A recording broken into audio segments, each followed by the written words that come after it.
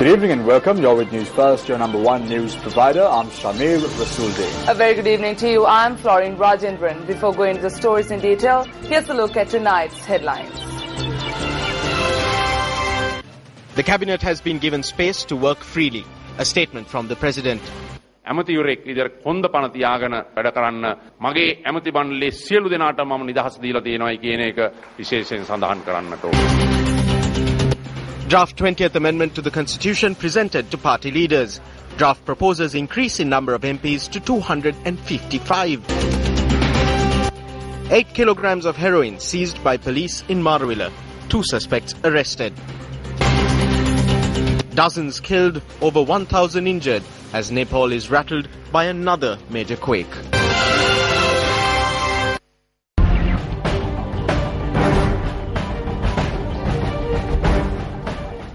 President Maithripala Sirisena says that everyone in the cabinet is free to do their duty using their knowledge, intelligence and experience. The president made this statement at an event held at Temple Trees today.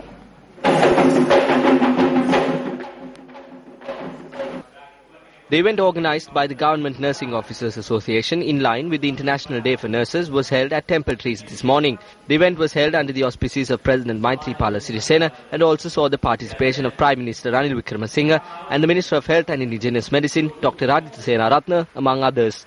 At the event, tokens were distributed by the President to nursing staff who had rendered exceptional services in the field.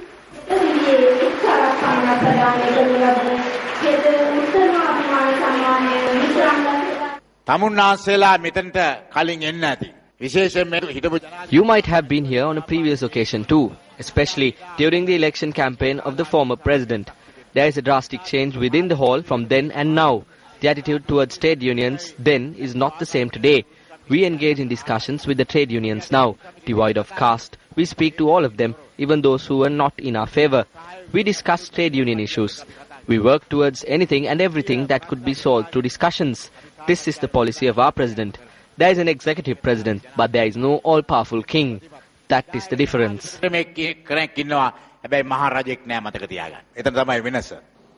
Ratnapriya සහෝදරයා මගෙන් දිනයක් ඉල්ලපුවාම මේ කාලේ හම්බෙන්න ඕනේ කියලා. When Ratna Priya wanted to allocate a date through me, back then it would receive an approval after a month and a half. It takes a month and a half for no other reason, but simply because I too was suppressed. There will be a telephone call for me either on the same evening or on the very next day. They ask if Ratna Priya came. Yes. Why did you allocate a date for him to meet you? Don't you know that he is against the government? I am relating to you the suppression I have been faced within the past 5 years. In comparison to 5 years of my tenure as the Minister of Health, Minister Rajendra Senaratne today, within his capacity as the Minister of Health, has the liberty of carrying out his duties free from threatening phone calls from Temple Trees. He is free to use his knowledge, experience and expertise to carry out his duties. Likewise, the rest of the ministers within the cabinet are free to do their duty using their knowledge, intelligence and experience. This I must specially declare. මගේ ඇමති මණ්ඩලයේ සියලු දෙනාට මම නිදහස දීලා තියෙනවායි කියන එක විශේෂයෙන් සඳහන් කරන්නට ඕන. President Maithripala Sirisena says that special commissioners will be appointed to govern local government bodies whose terms will end on the 15th of this month. The president noted that the secretaries of these local government authorities will be appointed as special commissioners. Speaking at a public rally held in Berula this evening, the president also noted that local government elections will be held after the general election. The Department of Meteorology forecasts showers exceeding 100 millimeters in many parts of the island. The Met Department also notes that wind speeds around the island could reach up to 70 to 80 kilometers per hour.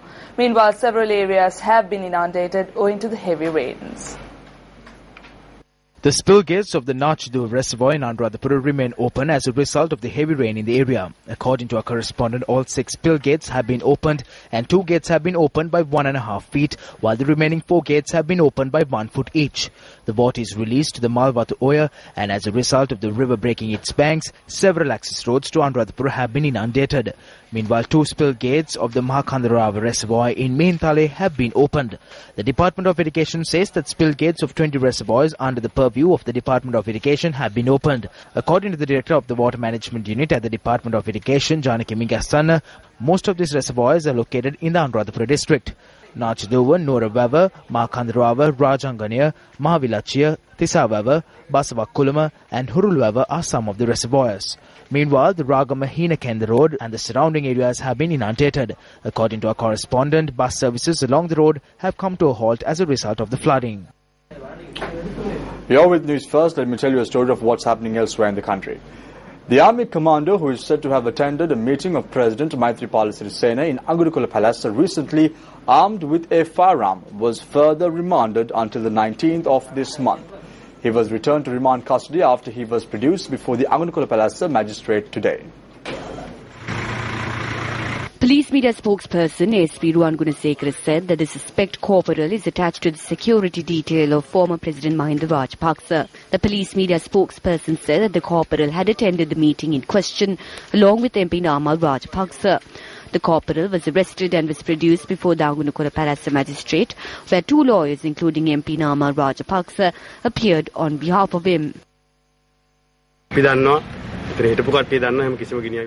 The persons who were there know that he did not carry a firearm. The police say that he provided a statement by force. Therefore, according to this good governance, providing a statement too is a crime. If you are charged with a crime, then you have to go into hiding. If there was a breach in security at a meeting attended by the president, what should be done is not put this individual in jail, but to arrest the officer responsible for the breach. If he was not carrying a firearm, the army corporal would not have been arrested by the CID. There is clear evidence that he arrived there with a pistol. There are witnesses. The officers of the Special Task Force who searched this individual too have given their statements. Assistant Superintendent of Police of the CID, Shania Besekara, presenting facts to court, said that members of the Presidential Security Division who served on that day are still in active service. The CID will be investigating any breach of security protocol on the part of the officers of the Presidential Security Division. The SP who has neglected his duties has been transferred from the PSD to another unit.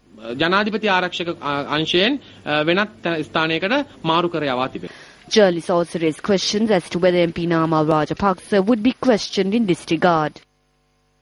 Namal Rajapaksa මහතාගෙන් තාම ප්‍රශ්න කරලා නැහැ. තාම විමර්ශනය ඉවර නැහැ.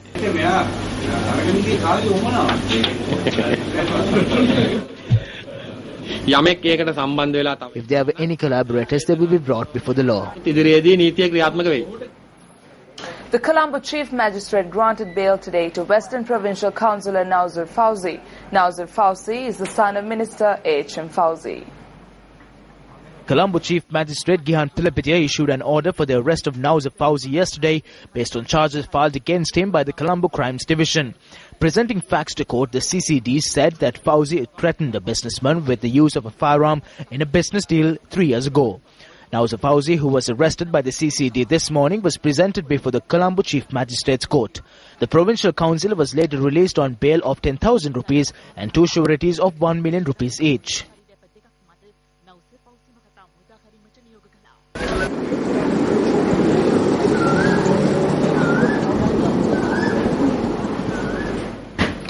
The Devardhan Nilame of the Temple of the Sacred Tooth Relic in Kandy, Pradeep Nilangadala, was summoned to the Police Financial Crimes Investigation Division today. The police media spokesperson said that the FCID is carrying out investigations over alleged financial irregularities that are said to have taken place at the Temple of the Sacred Tooth Relic. The police media spokesperson said that the Devardhan Nilame was summoned to the FCID to record a statement in this regard.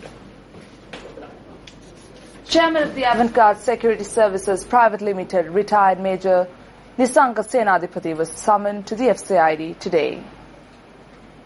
Nisanka Senadipati, the chairman of the Avant-Garde security firm which owns the floating armour in Gaul, arrived at the FCID this morning. The police media unit noted that the chairman was interrogated for over 2.5 hours this afternoon.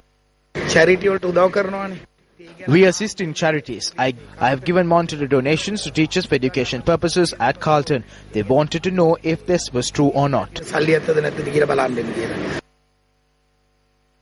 Compared with so many other allegations leveled against this company, security company, and the chairman of this company, this is only a very small matter.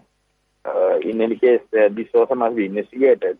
But people of this country want to know what is the outcome of the allegations, and the inquiry is conducted in relation to the floating armory and how he was using the government weapons together with the previous defense secretary, how the government weapons were used by a private security company, and money was got benefit. They had profits by using those weapons. So what about that money?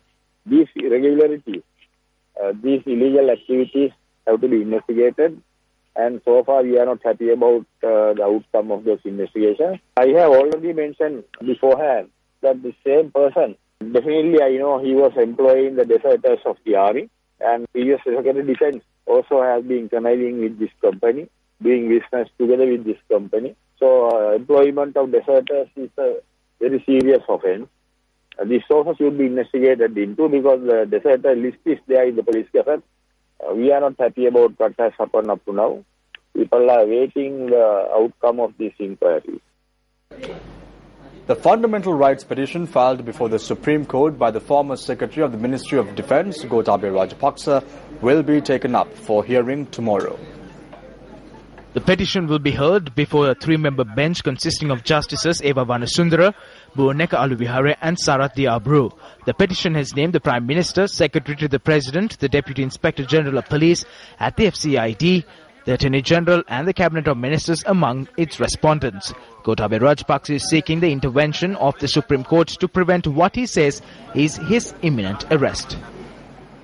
Sajid Premadasa, the Minister of Housing and Samurdhi, claims that serious discrepancies arose in the Housing Ministry when it was under Vimal Veeravansa. He made this statement at an event held in Hambantota today.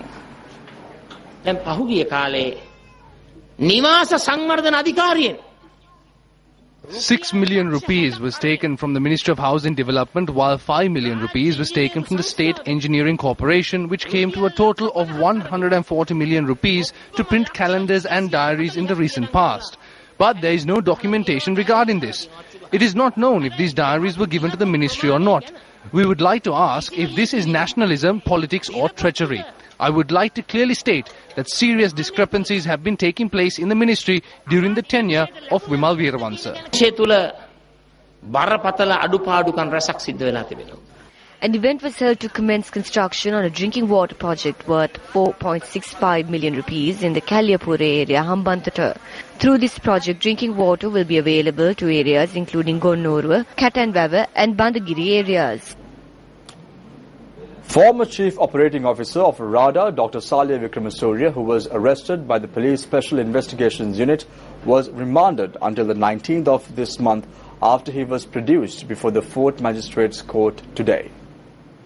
The Police Investigations Unit arrested Dr. Salya Vikramasuriya over alleged financial fraud. The Reconstruction and Development Agency, or RADA, was established to coordinate the operations of the various institutions engaged in post-tsunami reconstruction work. It is alleged that the financial fraud had taken place while Dr. Vikramasuriya was serving as the COO of RADA.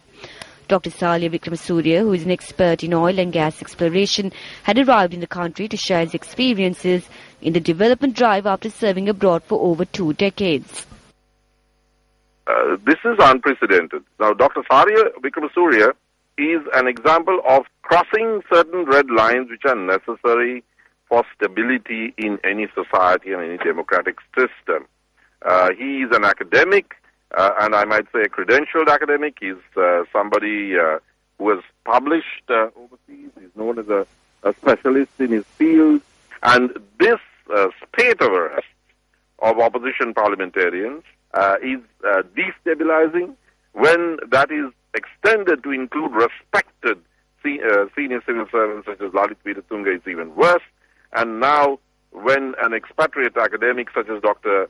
Salya Vikramasuriya, a published author and specialist, is arrested, it's really very distressing indeed, and very dangerous, I might add, to the stability of the system.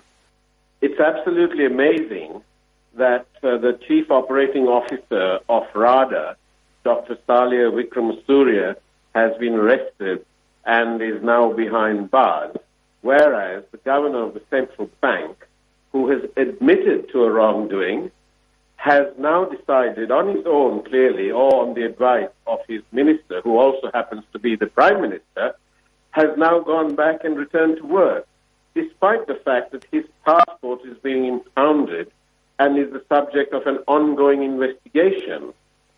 This is clearly a lopsided version of events. Mr. Mahendran is spending his time traipsing around the countryside, attending book fairs and at work for the central bank, when he clearly should remain suspended, investigated and sent home after a suitable period of incarceration. And that would be justice. The Police Anti-Narcotics Bureau has seized a stock of heroin weighing 8.5 kilograms from the Toduwava area in Maravilla. The raid was carried out following a tip-off received by the anti-narcotics unit of the Katunayaka police with regards to drugs that were being smuggled into Sri Lanka from India via boats. During the search operation, they were able to discover 6 packets of heroin weighing 6.5 to 8 kilograms, each hidden in a shrubbery area. Upon further investigation, they were able to uncover another 2 kilograms of heroin hidden in the same area. The stock of heroin weighed at 8.5 to 8 kilograms in total and was valued at 80 million rupees.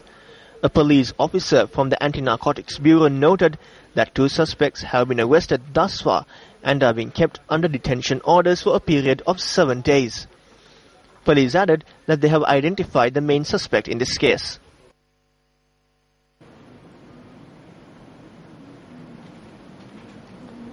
The Ranbhoomi Rally for Unity, which is travelling across the length and breadth of the country, fostering national unity, reached Mullaitivu this evening, having journeyed to 14 towns. Day 5 of the Ranbhoomi Rally for Unity, jointly organised by MTV MBC, Newsfirst, Colombo Port City and the National Youth Services Council, commenced in Palay this morning.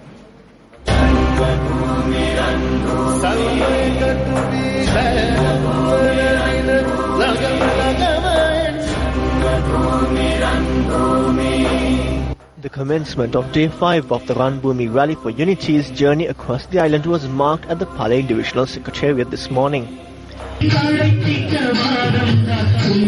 The people of Palay pledged their support to the rally, ceremonially presenting the brick with the name of Palay engraved on it.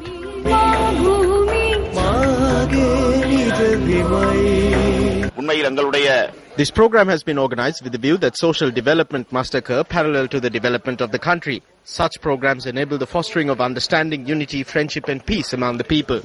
We wish to live in peace. It is important that this program has been organized with the intention that all should live in unity.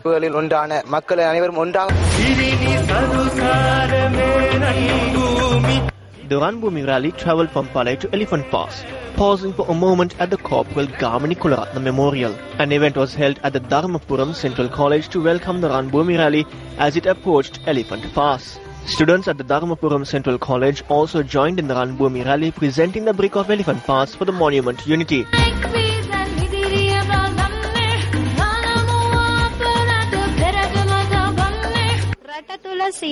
Everyone in this country needs to live together. The effort taken by the MTV Embassy networks needs to be appreciated.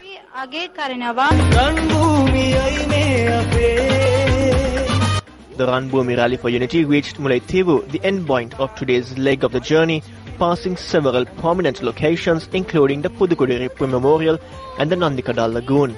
An event was held opposite the Mullaitivu District Secretariat to welcome the Ranbhoomi Rally for Unity. While students of the Mullaiveli Muslim School, who emerged first in the Muslim cultural category at the State Drama Festival, put on a performance to welcome the rally, a cultural performance by hearing impaired troupe also won the hearts of those present.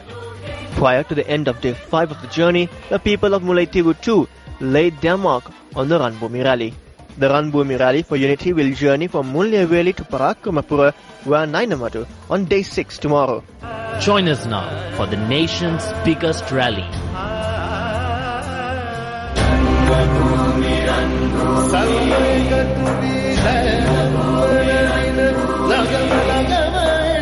Speaking at a media briefing convened in Jaffna today, T. Thwarakeswaran, the UNP organizer in Jaffna, expressed the following views.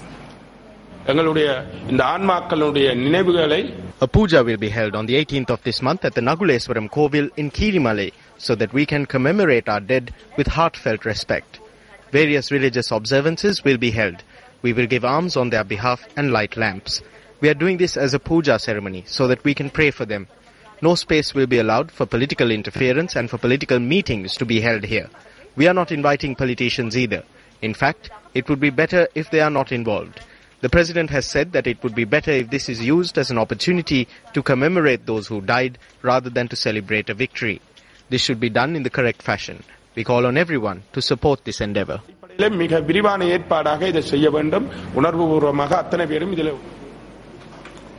draft of the 20th Amendment to the Constitution, which comprises of electoral reforms, was presented to party leaders yesterday. As per the reforms proposed in the draft, the number of seats in Parliament will increase to 255. President Maithripala Sirisena held discussions last evening with party leaders based on the proposed 20th Amendment to the Constitution. The President requested the political parties to submit their proposals before noon tomorrow. The draft presented to party leaders last evening proposes a combined electoral system. While the preferential voting system will be abolished, public representatives will be elected on a proportional representation system. Under the current electoral system, 196 MPs are elected through the district level proportional representation system, while the remaining 29 come from the national list. The number of MPs elected from each party in each district and which candidates get elected is determined by the number of preferential votes. The draft 20th Amendment to the Constitution proposes an electoral system instead of the preferential voting system. 196 MPs will be elected through the district level proportional representation system. The number of seats for each party will be determined by the proportion of votes obtained in each district. The candidates who will be elected are determined based on whether or not they will win in their electorates. අලුතෙන් අපි හඳුන්වලා දෙන කාරණේ තමයි කලින් තිබුණු ඡන්ද බල ප්‍රදේශ එහෙම නැත්නම් The new factor that we are introducing is the system of polling divisions or electorates. MPs who record the most number of votes and win in their electorates will be given priority, and the seats will be divided among each political party based on proportional representation. Instead of winning the most preferential votes, MPs will be able to get elected by securing the most number of votes in their electorate through a system of proportional representation. ආසනයේ ජයග්‍රහණය කරපු අපේක්ෂකයාට මේ වතාවේදී සමානුපාත ක්‍රමයටදී පාර්ලිමේන්තුවට යන්න අවස්ථාව ලැබෙනවා. The 20th Amendment to the Constitution proposes that the number of national list MPs be increased to 59. ඡන්ද බල ප්‍රදේශ ප්‍රමාණය ස්ථාපිත කිරීම. The draft 20th Amendment proposes the establishment of a boundary demarcating commission to determine the number of polling divisions. I believe that in order to complete this process and hold the elections under this system after the 20th Amendment is adopted, it will take about 3 months. මාස 3ක කාලයක් ගත වෙයි කියලා විශ්වාස කරනවා. Asoka Abegunawardena also spoke on the future course of action with regard to the 20th Amendment.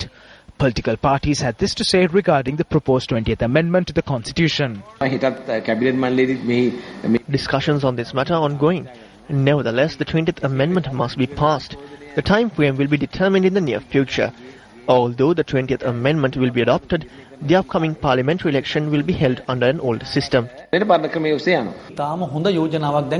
very good proposal has been put forward. As per this proposal, the proportional representation system is retained, but the preferential voting system is abolished. The Jatika Hela Urumia has decided that we will pledge our fullest support to adopt this.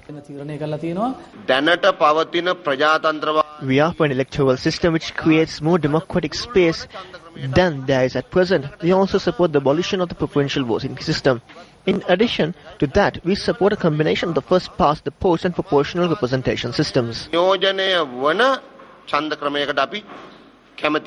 In business news tonight, days after making a guarantee that fuel prices will not be increased, Minister of Power and Energy Partli Champika Ranavika assured people that electricity tariffs will not be increased either. He gave this assurance at an event held in Colombo today in response to rumours spread by certain factions that an electricity tariff hike is imminent.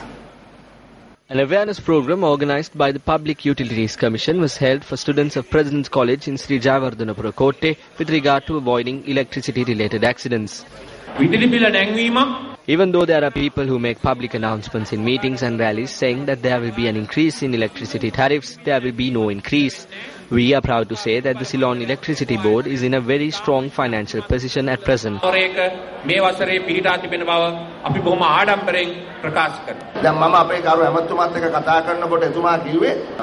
When I spoke to Honourable Minister, he said that CPETCO has been able to gain profits, but if you compare this profit to the amount of tax that needs to be paid by the next government, then it will be converted into a loss. Then what we need to do is to be able to receive some sort of relief from the Treasury and find a way to be able to receive this. We need to inform the public about this in a transparent manner. It is when we are able to do this that we will be able to increase the efficiency and increase the productivity of the organisation. The Pathfinder Foundation says that immediate steps need to be taken to halt the effects that the country may face as a result of Indian fishermen entering Sri Lankan waters. The Pathfinder Foundation points out that the fish resource worth over $60 million are poached annually by Indian fishermen from Sri Lankan waters. The Pathfinder Foundation points out that as Indian fishermen have been poaching in Sri Lankan waters for decades, Sri Lankan fishermen are faced with numerous issues. It added that Indian fishermen who encroach on Sri Lankan waters do not allow Sri Lankan fishermen in the north to engage in fishing. The Pathfinder Foundation says that Indian fishermen using illegal means of fishing too has had an unfriendly impact on the industry. It goes on to note that fishermen from Tamil Nadu at times ignore the policies imposed by the Indian central government and enter Sri Lankan waters. After a long time, after a lapse of 20 to 30 years, the central government for the first time has made a clear statement. I must clearly state that these fishermen have been notified that fishing within the maritime boundaries of Sri Lanka is illegal. At this point, the Tamil National Alliance, the TNA, has presented a bill in Parliament. The bill contains regulations against the use of illegal fishing equipment, adding that the use of such equipment results in imprisonment and imposing of fines. This is the bill that has been brought forth. We are hopeful that the two countries will hold fruitful discussions in this regard and arrive at a decision. We believe that the government will thereby take steps to release the Lankan fishermen from the problems they are faced with. And that's a wrap of Primetime News here at News First. For the News First team, I am Florian Rajendran. And I'm Shami Rasuldeen. Join us again tomorrow, same time, same place. Till then, take care and good night.